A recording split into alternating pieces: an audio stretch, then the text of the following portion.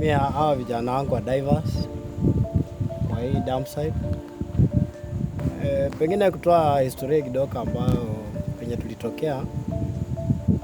Ilitokea wakati mkasa ulitokea, na ule mama ambaye alisombwa na watoto wake wakaletwa mpaka baharini.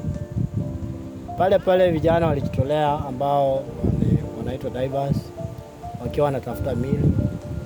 Ilichukua karibu muda wa siku 4-5 tukapata mili. Tokea pale tukaamua tukasema hapana, hatutayo achana. Tutaungana kama kikundi tuwe pamoja. Pia vijana wengi wametoka hapo. Kwa maana anapotoka hapa akienda nyumbani masaa saa 9, anaingia saa 1, anatoka saa 9. Ni wapi ataenda? Akienda pale ni kuingia na kulala, kuoga, kulala.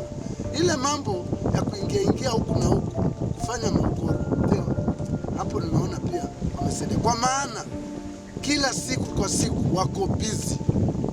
Kila mkiago asubuhi kazi ni kupanda miti.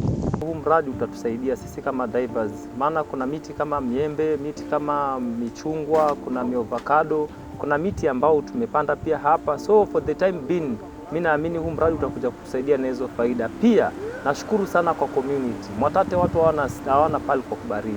Hizi miti zitakuja kusaidia watu baada ya miaka kadhaa kuja kubarizi, kama kuja kusoma ma storybooks, kuja kubuy time hapa hivi na kutuliza akili na mawazo. Kwa hivyo mimi nashukuru sana Bwana Philip na naendelea kumpongeza na namsihi aendelee kuzindua miradi zaidi, maana sisi vijana hatuna pali kwa kwenda na tunamshukuru sana. So far tuko na blocks 3. Moja tumepanda miti 1160. Hii ya pili block B tunatarajia tupande miti 860.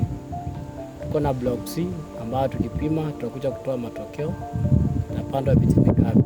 Mimi nashukuru kikundi kwa umoja kwa ajili ya vijana wametoka mbali kutoka vijijini, na tunaomba tushikane mkono, na yeyote yule ambaye atakuja atushike mkono pia tutasaidiana naye ili tutengeneze mazingira ambako mvua imekuwa kero kwetu kama wana vijiji. Sasa hivi majengo umetulia kabisa, na tunazidi kumshukuru awe na nguvu, atuongezee mradi mwingine zaidi ya huu. At least vijana wachana na mambo mengi ya mtaani. Kwa hiyo umoja ambao mnaweza tushika, nitashukuru kama mwenye nasimamia kikundi, na hiyo itakuwa vizuri kwetu na kaunti kwa ujumla.